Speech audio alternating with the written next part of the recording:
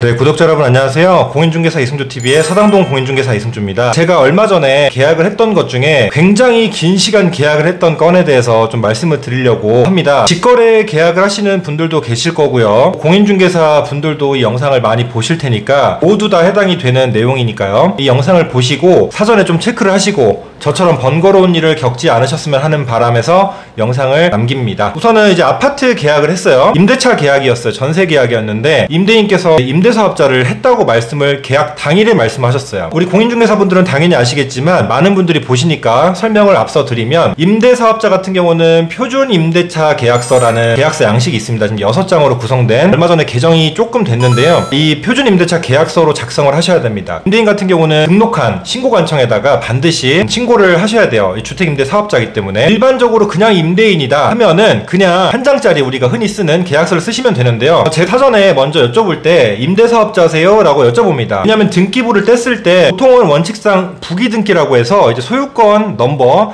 자신의 소유권 넘버의 현재 상태에서 부기, 가지치기처럼 부기를 해서 그 소유권 넘버에 몇 다시, 예를 들면 소유권 넘버가 2라면 두 번째 소유권에 2-1 혹은 2-2 이런 식으로 부기 등기가 되어 있어요. 이번에는 그 등기도 되어 있지 않았고, 또 제가 물건지가 아니었어요. 공동중개를 했다 보니까 저도 사전에 등기를 뗐는데 이런 상황이 없었고, 또 공동중개 하시는 대표님께서도 그런 말씀이 없으셔서 이제 계약 당일에 갔습니다. 준비를 하고 알고 보니까 주택임대 사업자라는 말씀을 그때 하셔가지고 그럼 사업자 등록증 좀 달라라고 했더니 사업자 등록증이 다른 사업자 등록증을 주시는 거예요. 그래서 이 사업자는요 라고 하면서 이제 설명을 드렸는데, 그 설명을 드린 사업자에 대해서도 말씀드릴게요. 제가 계약서를 쓸 때 가끔 주택임대사업자가 아님에도 불구하고 주택임대사업자세요? 라고 물어봤을 때, 주택계약을 할 때 말이죠, 나 임대사업자예요? 라고 얘기를 하십니다. 근데 보면은 부기등기가 안 돼 있을 수 있어서 그럼 주택임대사업자 사업자 등록번호 좀 보내주세요 라고 하면 주택임대사업자가 아니라 그냥 임대업을 하는 사업자인 거예요. 한마디로 이제 상가를 세를 주기 위해서는 계산서 발행을 해야 되잖아요. 그래서 내는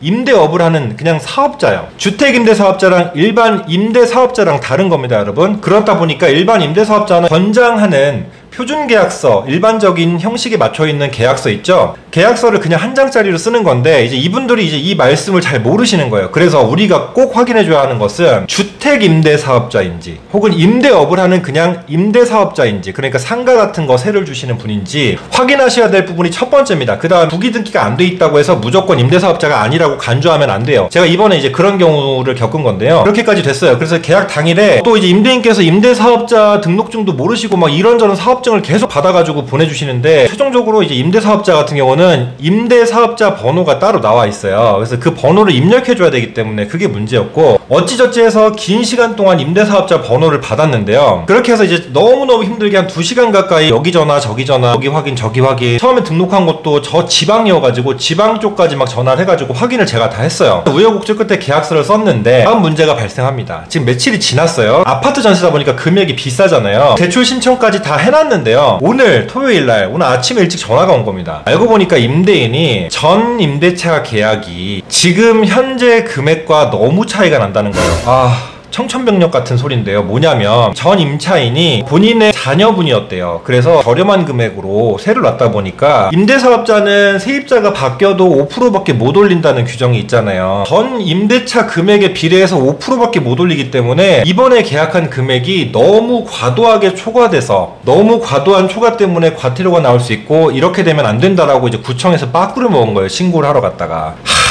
그래서 일단 임대사업자 번호도 확인하고 주택임대사업자인지까지 확인이 다 됐는데, 저도 소위 말해서 기가 너무 빨렸다 보니까 이제 2시간 동안 계약을 해봐요. 얼마나 지치겠어요? 당연히 처음에 의뢰해놓은 매물 내놓은 금액이 당연히 임대사업자니까 이전 대비 5%일 거라고 간주를 했죠. 당연히 임대사업자도 내년이 만료가 돼서 말소하신다길래 그럼 임대업을 계속 하셨던 분이니까 이 정도는 당연히 알고 계시겠지 라고 생각을 했는데, 알고 보니까 이제 지금 계약을 7억 3천에 나온 집을 7억에 계약을 했는데 5억 1,000까지 밖에 안 된다는 거예요, 계약이. 그러니까 이전에 4억 얼마로 이제 계약을 했었던 거죠. 그래서 일단은 첫 번째로 은행도 다시 가서 이 대출에 대한 금액도 축소하든지 대출을 취소해야 되고요. 취소하면 중간에 은행 과정이 일부 더 진행됐다면 이제 보증료가 나올 수 있는데, 이것도 취소 수수료로 20에서 50%를 내야 됩니다. 보증료에 대한 부담도 있고요. 임대사업자랑 또 새로운 계약서를 맺어야 되기 때문에 내년에 말소가 되면 또 금액을 어떻게 새롭게 형성을 할지에 대한 협의도 같이 들어가야 돼요. 내년에 임대사업자가 만료된다고 하셔서 내년부터 또 정상 시세로 받고 싶어 하시는 거예요. 그러면 내년에 정상 시세로 할 때는 그때 대출의 규제가 어떻게 변화되어 있을지, 이 임차인이 지금 어떤 마음일지도 제대로 모르는 상황이기 때문에 계속 양쪽에서 전달하는 것보다 오늘 아예 저녁에 만나기로 했어요. 이 양 당사자가 양쪽 부동산이랑 임대인 임차인까지 네 팀이 만나야 되기 때문에 시간을 조절하는 게 너무너무 어려웠습니다. 그래서 또 다음 주에는 저도 잔금이 많고 공동중개하는 대표님도 잔금이 있고 또 이제 임차인께서는 외국 여행을 가셔야 되고, 오늘 같은 경우는 제가 지금 영상 촬영한 이 시점 이후부터는 계속 계약서 작성이 있어요. 그래서 운동도 못할 것 같아가지고 급하게 운동하고 지금 빨리 온 거거든요. 그러다 보니까 시간 맞추기가 너무 어려운 거예요. 그래서 오늘 저녁 늦게 만나기로 했어요. 여러분들이 꼭 확인하셔야 되는 것은, 임대사업자라고 했다면 세입자가 바뀌어도 무조건 이전 금액 대비 5%밖에 못 올린다는 사실을 잊으시면 안 되고요. 이번처럼 혹시라도 우여곡절 끝에 임대사업자인 걸 확인했고 이렇게 임대인분이 연세가 좀 있으셔서 뭔지 잘 모르신다라고 하시면 이전 계약 금액까지 반드시 확인하실 거, 이거 꼭 말씀드립니다. 이거는 제가 책에 넣어드릴 내용도 아니고 그래서 그냥 영상으로 남겨드리고요. 이번에 결국에는 또 오늘 저녁에 만나서 금액 협의하고 또 특약을 새로 넣어가지고 내년에 계약서를 또 써야 되고, 또 지금 대출도 다시 취소해서 새롭게 대출을 신청해야 되고, 임대인분도 다시 구청에 가서 새롭게 쓴 계약서를 다시 신고해야 되고, 또 우리도 임대차 신고한 거를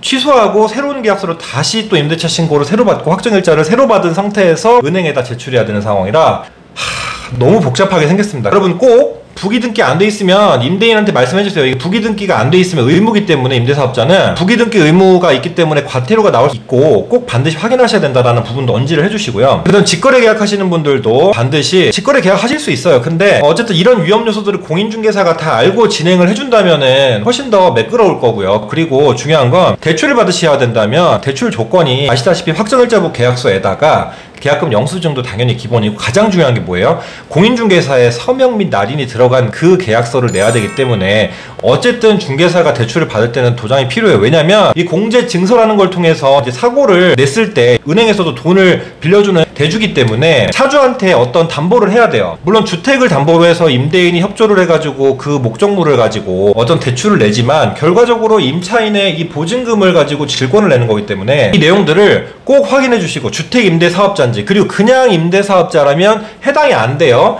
이분들은 이제 상가 임대차 계약을 하기 위해서 부가세, 세금 계산서 발행을 위해서 낸 사업자이기 때문에 이거랑 별개다. 제가 뭐 얼마나 많은 계약을 했겠어요. 얼마나 많은 분들을 만났고 별의별 경우들을 다 겪었는데, 이번에 또 새로운 경험을 하나 했습니다. 여러분들 이거 반드시 이전 세입자의 계약 금액이 얼마였는지 임대사업자라면 꼭 확인하셔야 됩니다. 물론 임대사업자가 아니라면 이전 세입자가 계약갱신 요구권을 청구했을 때 이제 5% 이내로 올리는 거니까 그때는 5% 규정이 있지만, 이것도 5% 이내에서 협의니까 무조건 5%는 아니죠. 그리고 임차인이 동의를 해야 되고. 근데 이제 이번 경우는 임대사업자는 무조건 세입자가 바뀌어도 이제 주택의 공급을 원활하게 해주는 임대사업자인 대신에 세금 감면을 받고 이런저런 혜택을 보시는 거고, 또 그러다 보니까 계약갱신 요구권 거절 사유 중에 9가지가 있는데 그중 가장 많이 쓰는 한 가지가 임대인이 직접 혹은 직계존비속이 직접 입주하는 조건이 임대사업자한테는 없단 말이에요. 이게 불가능하단 말이에요.